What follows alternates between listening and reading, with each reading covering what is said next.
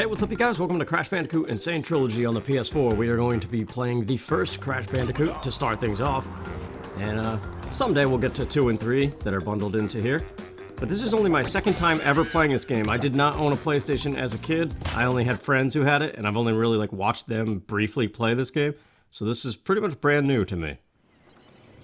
But, Dr. Cortex, we haven't determined the cause of past failures.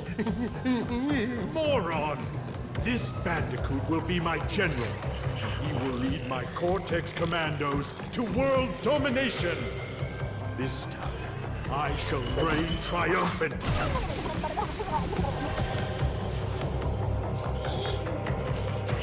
We are closer than ever before.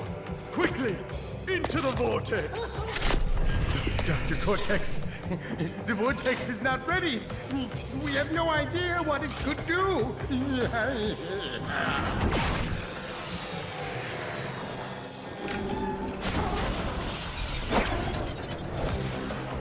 Failure again. Capture him! Uh-oh. Prepare the female Bandicoot.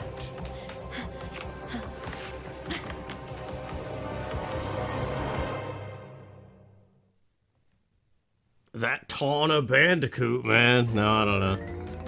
It's always a thing, I suppose. But yeah, it just kicks you right into it with super fast loads. I was watching a speed run, and that was something that they added in a patch or something.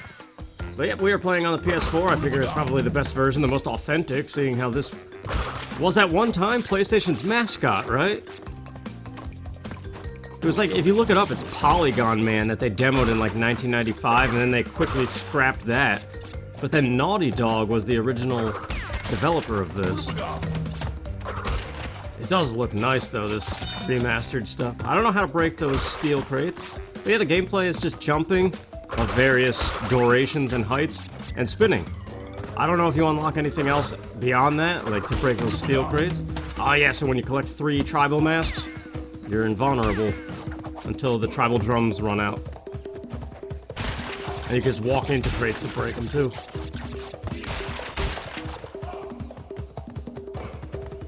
You run a little bit faster as well on the ground. We're going back, because actually in the manual, I looked up the PlayStation manual, the original. This whole stage, they had a walkthrough of telling you how to break all the crates, because that's kind of the goal here. So we gotta go back and hit this, and this is kind of tricky. When I was practicing. Yeah, so you gotta just barely tap forward.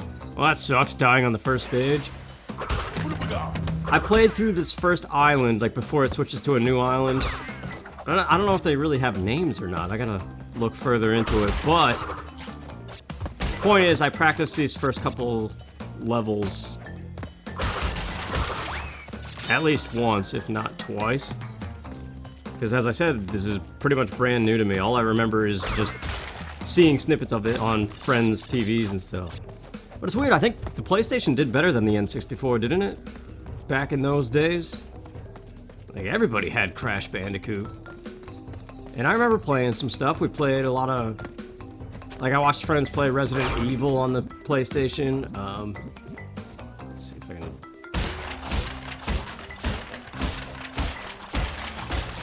There we go. Nice rhythm going on. But if you break all the crates, you get this diamond at the end of the stage. And there's also a key to... that I'm still trying to figure out how to get those things. See the keys. But this is absolutely being like my first time, basically. I don't think I'm gonna get all diamonds, but we'll see what we can do. Jungle rollers, yeah. I don't know, I like the visuals and stuff. A lot of this, it's weird. It reminds me of Yooka-Laylee a little bit, like Yooka-Laylee and the Impossible Lair, slightly. It has a little bit of like the Donkey Kong thing going on. And a little bit of Mario, I guess. But I was also reading about the inspiration of Crash Bandicoot, and basically the 2 developers of Naughty Dog at the time wanted to do what Sega did and what Warner Bros. Did. Like, Warner Bros. Had the Tasmanian Devil, which was an animal like nobody ever really heard about, and they kind of like gave him an attractive, cute-looking design, you know, so people would remember him. And same thing with Sonic the Hedgehog. Like nobody knew what the heck a hedgehog was really until they created Sonic. And so Bandicoot, same thing. And I guess it kind of works. But that is a weird thing to think about, that PlayStation, like, who is their mascot? Like, Nintendo, immediately you go to Mario.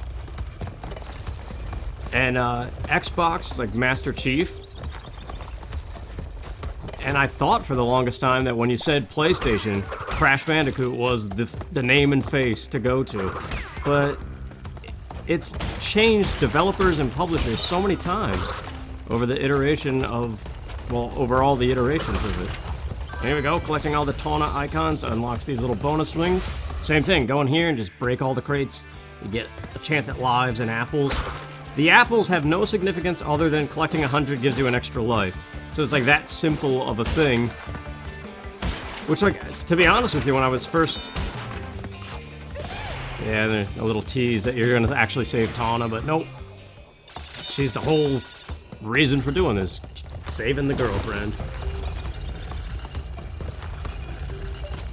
But yeah, when I was first thinking about getting into this, and I was trying to look at the gameplay and see like how interested I would be personally in playing it, I was like, this is kind of boring, actually. It kind of reminds me of games I rented from the grocery store as a kid, like Chester the Cheetah, where all you did was like collect Cheetos.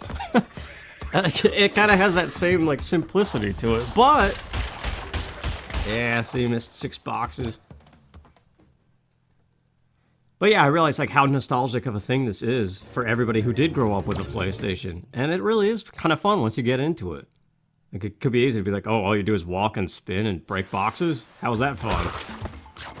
Well, yeah, I mean, you gotta go back in time and realize like what it was, and it is one of those things, like once you're doing it, it's not so bad. Yeah! The platforming, I've noticed, like the final stage of this island, I've failed at so many times. I went into it with like 30 lives, and I had 8, and I got to the end, but then I just shut it off. And now we're actually recording it because I got that practice in, I guess. And I did watch a speed run, and I know there's like some little tricks you can do that I'm very much likely not going to do. Man, we're holding on to this invulnerability mask pretty well. I died a lot more in my first attempt at all of this stuff. Like these bridges, you gotta get to the very end before you make your jump, otherwise you don't make it.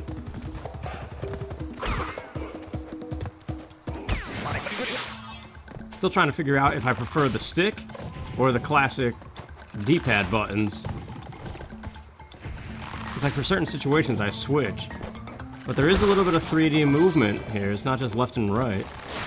And the speedrunners were actually utilizing that to do some tricks. So yeah, the TNT, I haven't explained that. But obviously, don't spin it, you'll get hurt, die. But you can jump on them and still get away. I mean, in the very brief loading screens, it gives you a little tip, and I think that was one of them. Now I think it's the boulder chase level, which was the first diamond I got. It's pretty easy. And I like it, I think. Unless we're not there yet. Let's see, there we go. There's like 8 boxes I missed. And I don't know what that little platform is. I think it's a diamond from a previous stage. If you collect it and then come back to this level, then there's a platform there, and maybe that's where the other 8 boxes are. I don't know. Still learning. Yeah, boulders. I like this stage. It's kind of cool. See, there it was. Break all the boxes in a level to earn a gem. I don't know, something about these stages where you run towards the screen. Oh, this is kind of cool. So we got the Indiana Jones thing, and then you just gotta watch your platforming.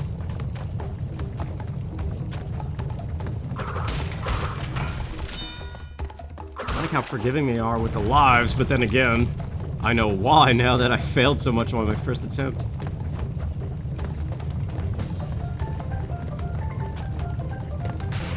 See, like, even this music kind of has a ukulele vibe to it. Alright, harder section. It's not too bad, though. Just watch that bottom of the screen and get ready to jump. Watch for the boxes, too. They kind of put them in a weird spot. That should do it.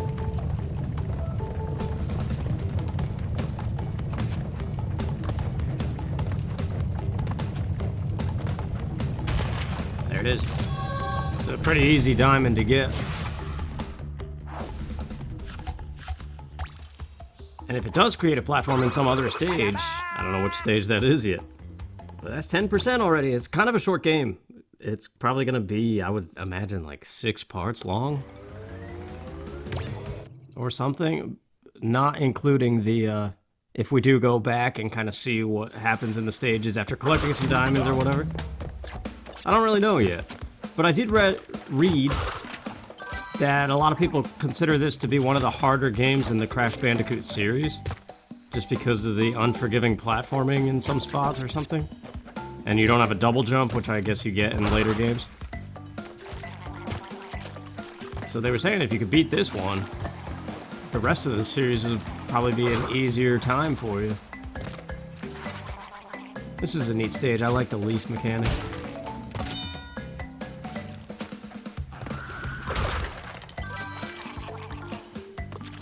I don't know why I waited, crap. Yeah, Crash is a pretty cool looking character, I like him. But that's a question too, going back to the Mascot thing. Is Crash Bandicoot or Ratchet and Clank more of a PlayStation icon? Look at that hidden path to the left.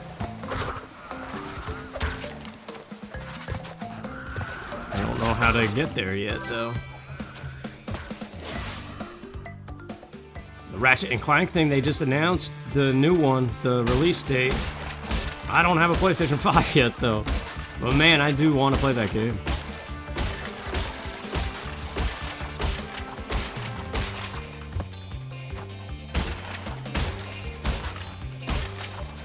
Yeah, nothing to it. I failed that miserably my first time. It took me a while to understand that you could actually, like, jump on crates to break them. I thought you had to spin everything. I don't know what I was thinking.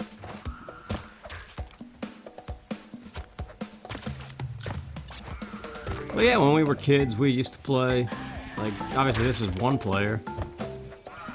But I remember, aside from, like, Resident Evil, we played Vigilante 8, Twisted Metal, games like that we played on the PlayStation, Mortal Kombat. But that's really all I remember. Like, a lot of them, too, also... Oh, here we go, boss fight. This guy's easy, just jump on his head.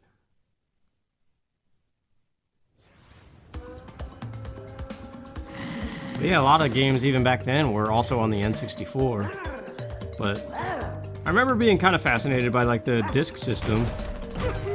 CDs, whatever you want to call it.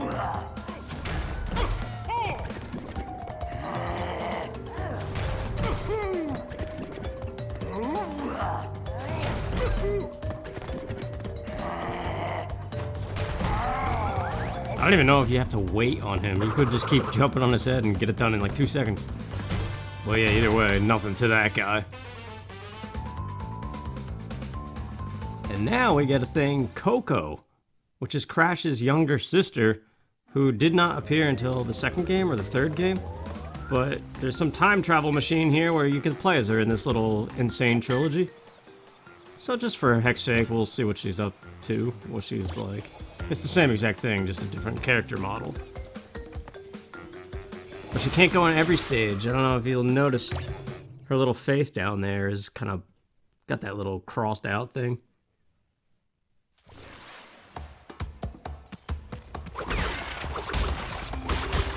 I had trouble with this stage at first too, but it's really not too bad.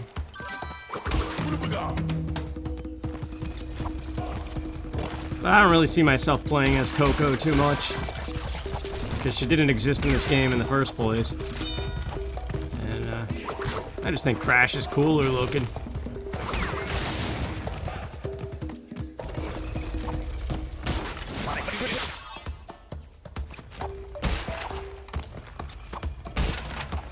Yeah, also, don't know if you noticed. Oh, there's one right there too, right? In addition to the Tawna icons, there's like that Vortex guy, whatever is it? Cortex. Or the other one, I don't know. Some brain dude's name. Yeah, see down there on the left? There's 2 sets of icons to collect, and I have yet to get all the ones of that guy.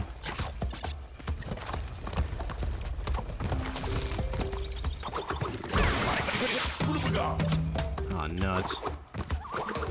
There's gotta be a way to break that. Hopefully that counts. What? Yeah, that was happening a lot more my first time. But I'm like getting a feel. Never mind. I was about to say I'm getting a feel for when to jump. Because yeah, there was something weird. Like you gotta run right to the edge before you make your jumps. But what I plan to do, since I kind of had a practice of this island, I plan to make a copy of the save and do kind of like my own little playthrough first before I start recording, so I have at least like one go through every level before I record it. Because if it really is that, like, I don't want to be dying every 2 seconds. That's terrible.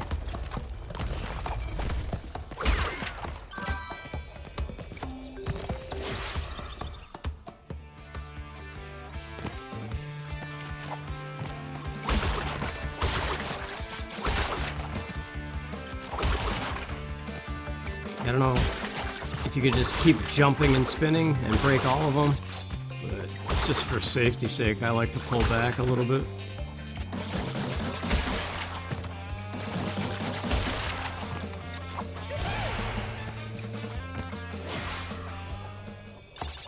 But yeah, from my understanding, I think people like some of the later games better, because there might be more to it. Things you could do besides just jump and spin or whatever. Here's another gem path. And here's the Cortex guy, or whatever his name is. Who's the sidekick? Cortex is the main bad guy. That's his, like, little lackey. Embryo or something.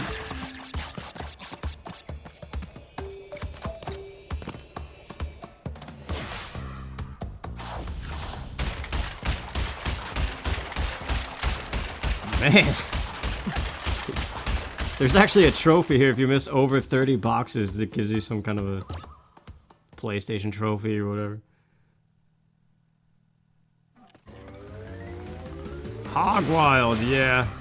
This stage can be a little bit rough, but it's cool though, I like the music. And you can't take Coco into it, so yeah, we're just gonna stick to Crash from now on. So all you can do is jump and steer. Bad memories of like the Lion King Stampede level.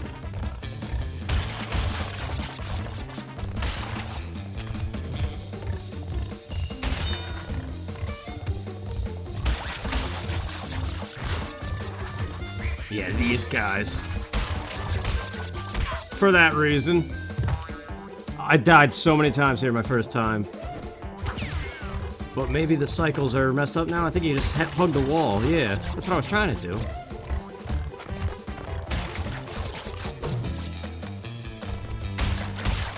Crap. Yeah, that guy. You gotta just barely graze that left box if you want to get it and also avoid the dude. Starting from the checkpoint anyway. I don't know if the timing is different if you make it in one pass. Nope.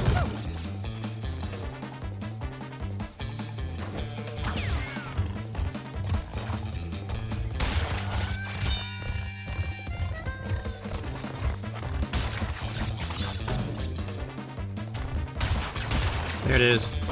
Alright. Not done yet, though. Well, there's the other checkpoint. Now, this one... just gotta watch these guys carefully. And then there's, like, these rotating rotisserie things. Alright, got all the boxes. Yeah, jump the first one. Don't jump the next one. So it's just one of those things you learn from trial and error. Which, again, is why I would like to play these levels at least once before I record them. There we go. Got the diamond. Or the gem, whatever it is. That's 16% already? There's gotta be more. 19%. But yeah, like I said, I don't know if I'm ever gonna get 100%. We'll see. Native Fortress, this is the last stage of this particular island. This is as far as I've played. This stage was pretty tough.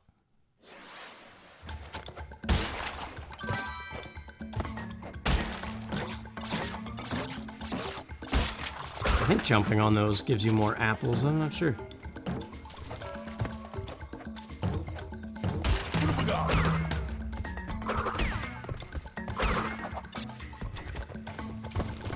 Did you guys ever rent games from the grocery store? Like I was saying, the Chester the Cheetah thing?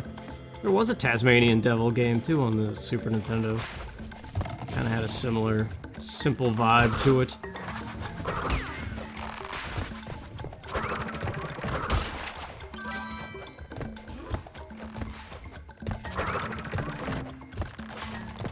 These sections suck if ever you fall.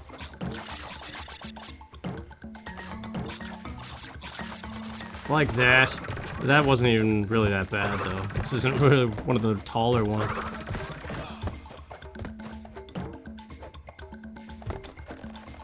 Man.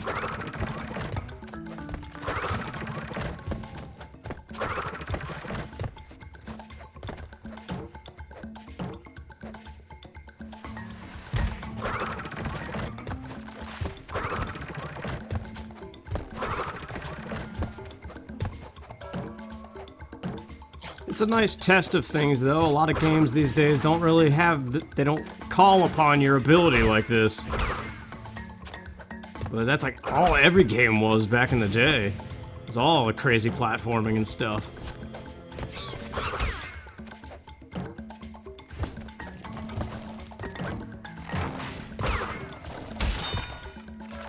So yeah, in a way, it's kind of refreshing to play a game like this. See, didn't run far enough to the edge of that platform. Now I'm just getting hasty. But this is how it happens. If you're not... You start to get frustrated and you just want to get through the stuff that you already did. But then you just mess those things up.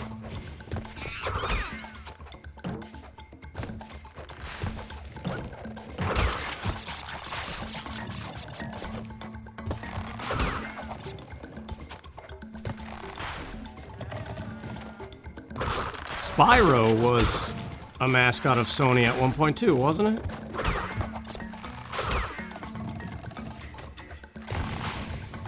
I don't know, but definitely don't trust Wikipedia because I was actually trying to figure out who it was. And like for Nintendo, they said Mario, but then they were like Samus Aran. I was like, I don't know that the second mascot for Nintendo is Samus from the Metroid series. Like, I would say Link would come first from Zelda. It's weird that... that's what Wikipedia thought.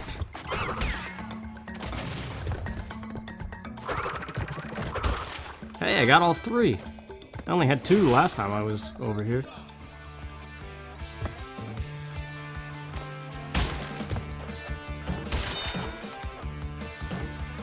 Oh, it's just a one-up. There's only 5 crates in this little bonus? Alright. Just get right back to the main level then, that's cool. Can't you play as Tawna, or is that one of the later games or something?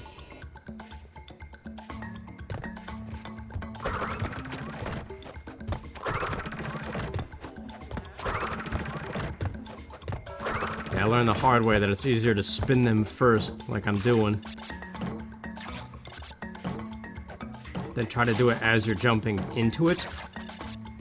Oh, nuts.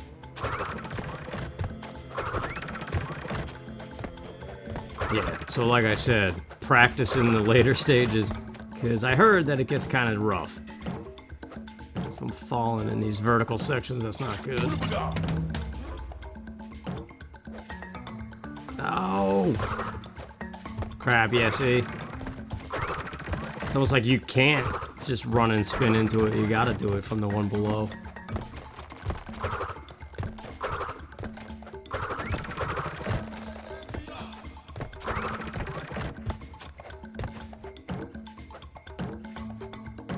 But I do say, if anybody likes this game, you'll absolutely love Yooka-Laylee and the Impossible Lair. But that game is more modern than this one, so there's a little bit more to the gameplay. And I'm not like comparing the two, saying one's better than the other, but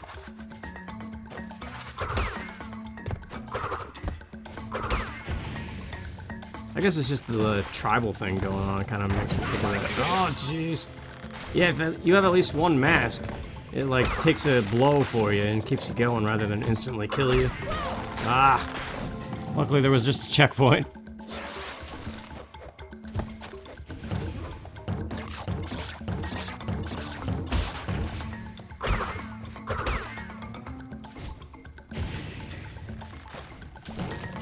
This isn't even the checkpoint that I lost the most lives on my first time through. I think we're coming up on it though.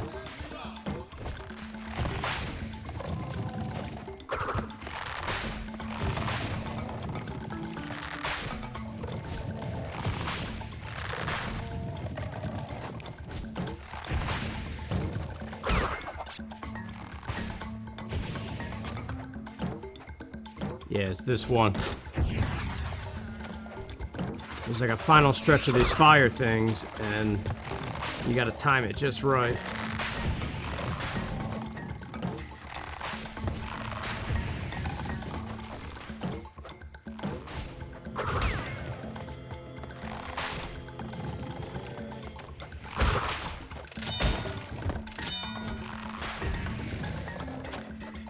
Right here. This...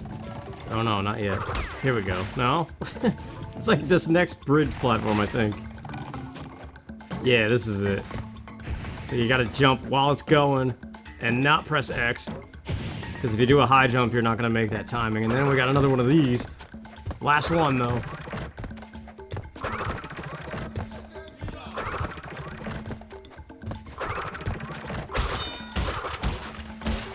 At least they give you a lot of lives knowing that that section was pretty rough. This is good though, 32 lives going into whatever's next.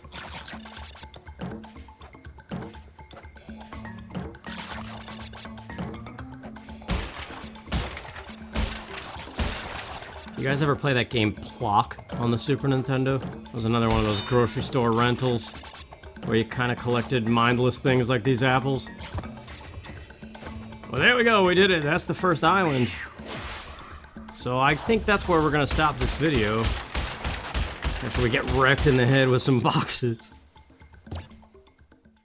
So yeah, it's enjoyable. It's a nice test of the platforming abilities, dusting off the old ways. So yeah, we will do Up the Creek next time. I'll make a copy of this save and do a little practice beforehand. And yeah, hopefully it's a nice blast from the past. And thank you for watching.